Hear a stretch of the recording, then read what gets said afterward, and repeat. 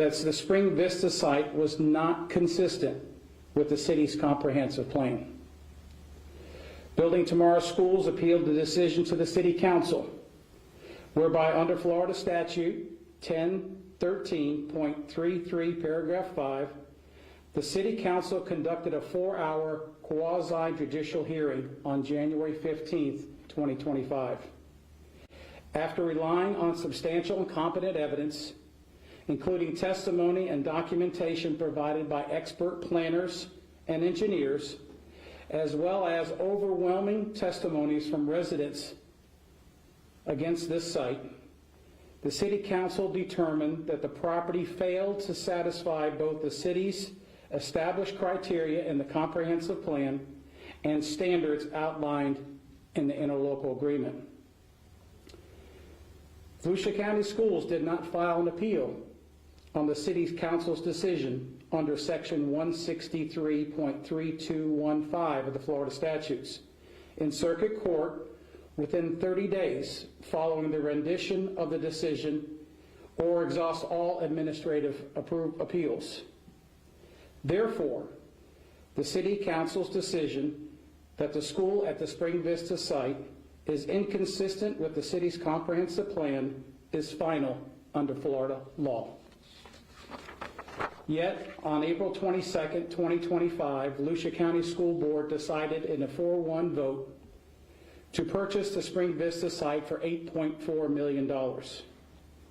In this meeting, school staff confirmed that design and engineering for the school on the Spring Vista site is underway. Volusia County Schools can buy any property they want. However, the city's position is that it cannot build a school at the Spring Vista site without violating Florida law. The city's position is firmly supported by nearly 50 years of Attorney General opinions, and I'll go over 3 of them right now. Attorney General Opinion 2004, number 12, is the School Board of Hernando County versus School County Board of Commissioners, and it was written by Charlie Crist, the Attorney General at that time.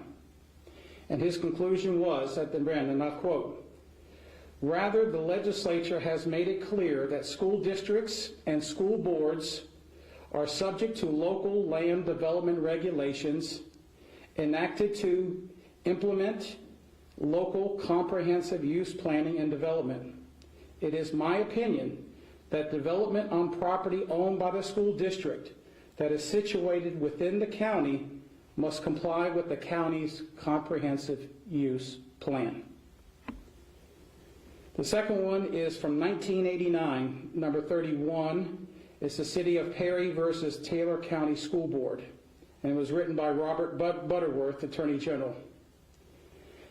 Quote, "Thus, all development undertaken by and all actions taken in regards to development orders by school boards in regard to land covered by the plan," which is a comprehensive plan, "or element must be consistent with the plan or element. The language of the statute is clear and unambiguous. When the legislative intent, as evidenced by the language in the statute, it is clear and unambiguous that the statute must be given its plain and obvious meaning." And the final one is from 1979, number 37. It was written by, it was implemented by the Sanibel City Attorney, and it was written by Jocelyn Wilson, the Assistant Attorney General. And it's regarding the interlocal agreement.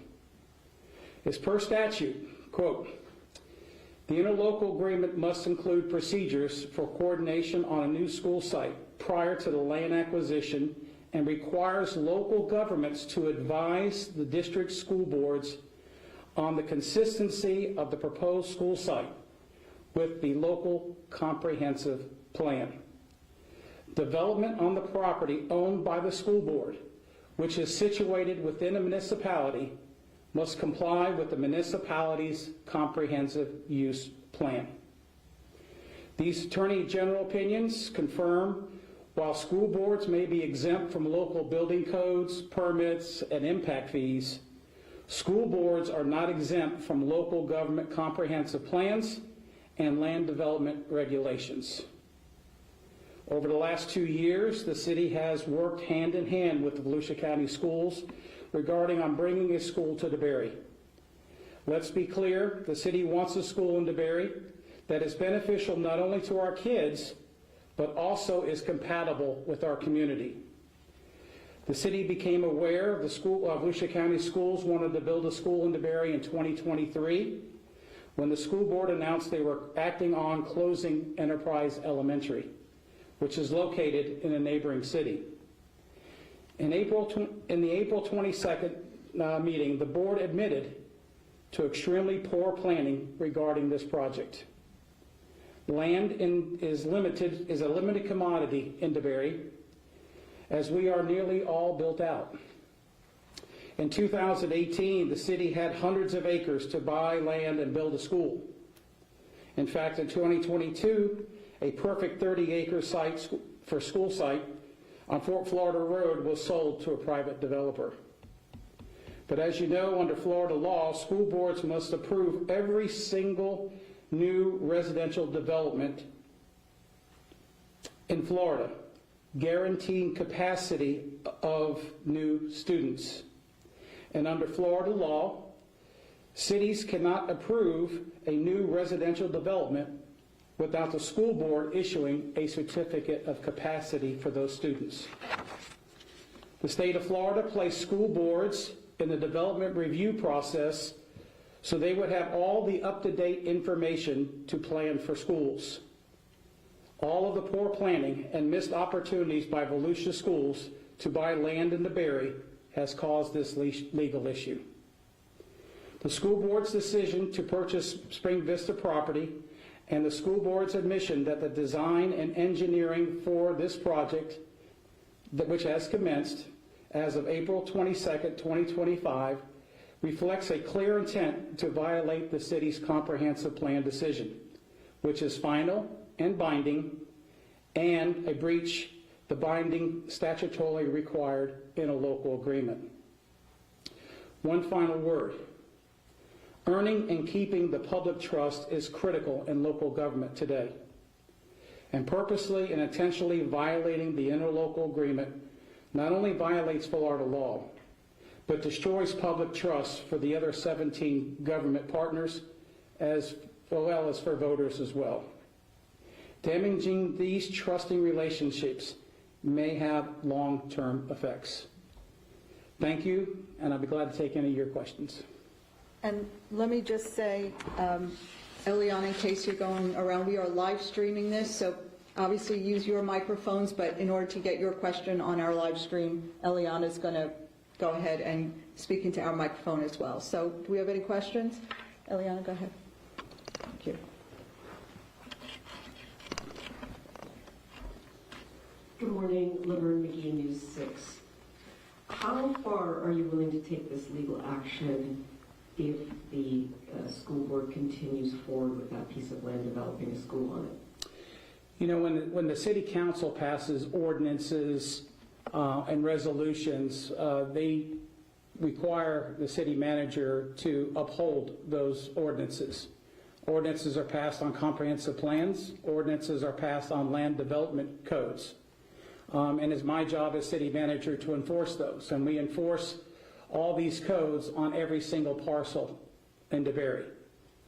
And so if indeed the school does want to break ground or clear the property, I will do my job and recommend to the city council that we pursue further legal action to prevent the construction of that school on that site. Will you move forward and build a school on the land that you have proposed? Well, it's not the land that we have proposed. The school board bought the 48 acres at Buckley. We've offered to work with them. We understand that there are some challenges with that property, but we believe that we can overcome all of those challenges or concerns.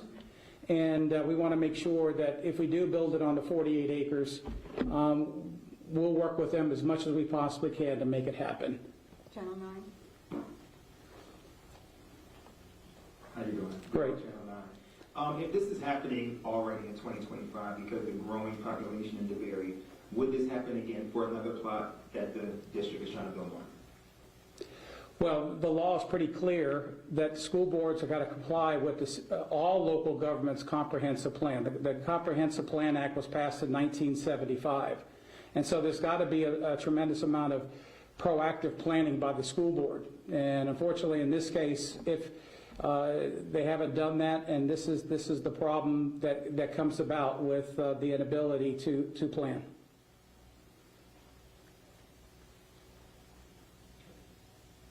I'm trying to figure it out. So this building is to make the commute closer for children and families. If they have to put it in a different place, won't this hinder the families that have to go to the school? Well, if they build on the 48 acres, the 48 acres is only a half mile from the Spring Vista site. Both properties are on 1792. Both properties are going to impact 1792. This particular site, as we demonstrated in our hearing on January the 15th, has too many constraints against adjacent affected properties, and then safety and welfare are also a concern. But it's just not consistent with the city's comprehensive plan at this site. So we can do everything we can to build on the 48 acres, which is only a half mile away. So. Do you have other questions? Yeah. You mentioned there are some challenges on the 48 acres. Can you elaborate on that? Well, it does have a little bit of wetlands on it. It's 48 acres. It has approximately 10 acres of wetlands that need to be worked around, but it's still larger than this particular property at Spring Vista. Yeah, it is going to require some fill, but developers are in line to purchase this particular property, the 48 acres. They've already had offers to buy it. And so with some work with St. John's, with the county, with FDOT, we think that we can do some innovative stuff at this particular location and make it a really fine school for the school board and the city of DeBary.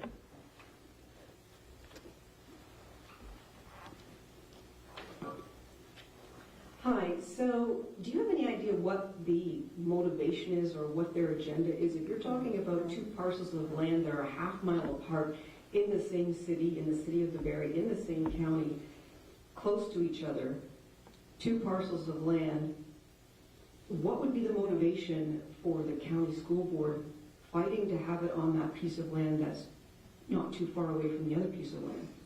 I don't know. You're going to have to ask them, to be honest with you. Certainly the 48 acres needs fill, but both properties need fill. And so both of them impact 1792. They both have concerns, but unfortunately this one on Spring Vista is not consistent with the plan, and the council has already approved the 48 acres for a school down at that particular location. Why they don't want to build on it, I don't know. Certainly it may be a little bit more money to build on it, but again, the lack of planning causes additional costs because your options and your opportunities are limited. So follow up, they're spending $8.4 million to close on that property. It's more, but you say they don't have a proper plan? No, they're in the process of designing and engineering those plans. That will probably, in my opinion, take more than a year to get done.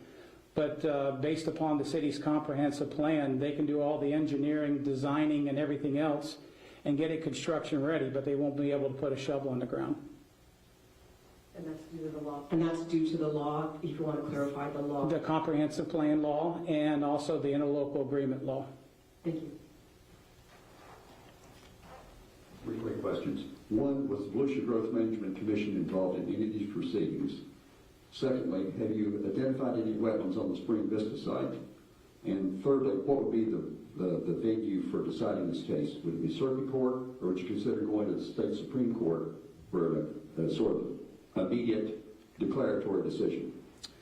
Well, I don't know exactly what the wetlands are on the Spring Vista site. The 6 acres, there are 2 parcels there. One's 23 acres, the other one's 6 acres. We do know on the 6 acres, there's 2.84 acres on the adjacent 6 acres they're purchasing. There's 2.84 acres of a drainage easement that the city owns. that will have to be, if they were to purchase that property and continue and allowed to build there, there were some issues regarding that particular easement on that property. Trying to answer your question regarding how far the city's going to go, I don't know. That's going to be a question on the city council, and our city attorneys are going to determine that. I just wondered, was the Volusia Growth Management Commission involved in either of these reviews? Since it involved comprehensive plan, they're supposed to be sort of the court for deciding some of those cases. No, but the statute's very clear that they had 30 days to file an appeal in circuit court, and they did not do that, which makes the comprehensive plan decision final and binding. How long do you think a legal battle will take? I have no idea. Any final questions?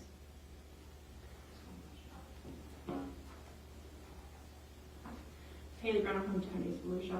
I have a question about, this has clearly frayed the relationship between the city of DeBary and Volusia County Schools, and you folks have been working towards that, to rebuild that. Is there any plan moving forward to continue working with Volusia County Schools to resolve this issue? Regarding the Spring Vista site? Regarding, just if they no longer move forward with Spring Vista site? Well, the city of DeBary has been working with the Volusia County Schools extensively. We have, on DeBary Elementary, we had a significant traffic problem. Just like Shell Road in DeBary, High Banks it was a 2-lane arterial road. It was blocked every day for 10 years for 2 to 3 hours for parents picking up their kids. We worked with the school board in 2021 and 2022. We brought a proposal to them to split the cost of creating a turning lane and to build on their property 2 lanes going into their particular property to stack cars so that we can open up High Banks Road 2 to 3 hours a day. When the road is blocked like that, you can't get emergency vehicles in and out. And it was the city that approached the school and provided some concepts and preliminary engineering plans to get to an agreement where we split the cost 50-50. That was a $1.6 million project. And so we completed the construction of that particular project, and thank goodness it's working great. The cars go in and out, parents are picking up their kids, and High Banks remains open for the rest of the residents in our emergency vehicles. So we've been working extensively with Volusia County Schools for a long time. And so, yes, if they want to build on the 48 acres, we'll put everything aside and do everything we can to make it the best school that in Volusia County. Okay. Thank you. Thank you. We have information on our website. If you go to DeBary.org and type in school, you'll get copies of the interlocal agreement. There'll be copies of the letter. We also have copies of the letter that was delivered to the school board over there, as well as maps. And if you have any follow-up questions, those of you, if you have my contact information, my business card is over there as well, and you can also email info@debary.org. Thank you.